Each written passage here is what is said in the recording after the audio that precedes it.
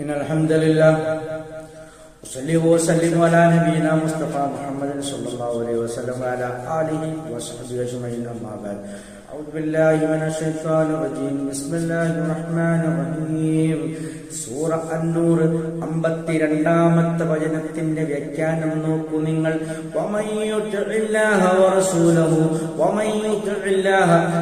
അല്ലാഹുവിനെ അനുസരിക്കുന്നുവോ വറസൂലുഹു അവന്റെ റസൂലിനെയും ആര് അനുസരിക്കുന്നുവോ എന്ന് പറഞ്ഞാൽ കൃത്യമായ അനുസരണമുണ്ടാകണം.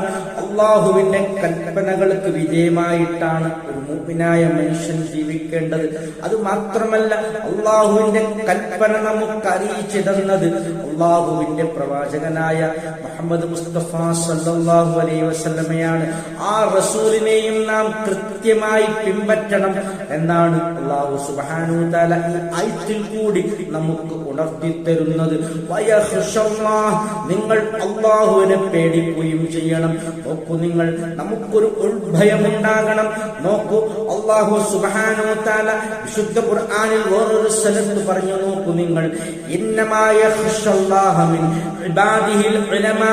നോക്കൂ, എന്റെ അടിയാന്മാരിൽ നിന്നും അറിവുള്ളവർ ഉലമാക്കളാണ് എന്നെ ഭയപ്പെടുന്നത് എന്ന്.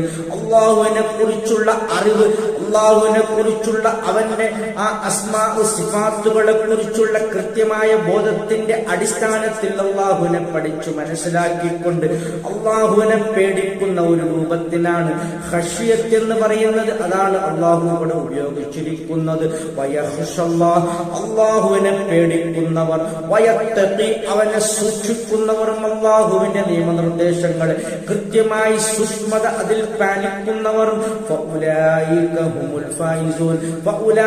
അപ്പോൾ ആ കൂട്ടർ ഹുമുൽ ഫായിസൂൻ, അവർ തന്നെയാണ് ഭാഗ്യവാന്മാർ എന്നാണ് അല്ലാഹു സുബ്ഹാനഹു വ തആല ഇവിടെ വിശദീകരിച്ചു തരുന്നത്.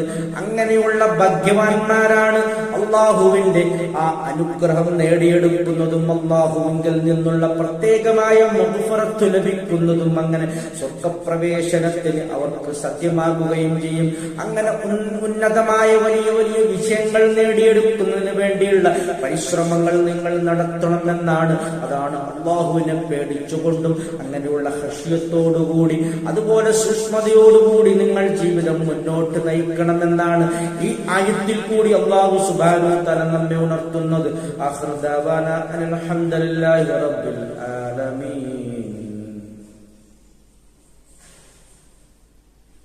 അത് ഓഫാക്കാം.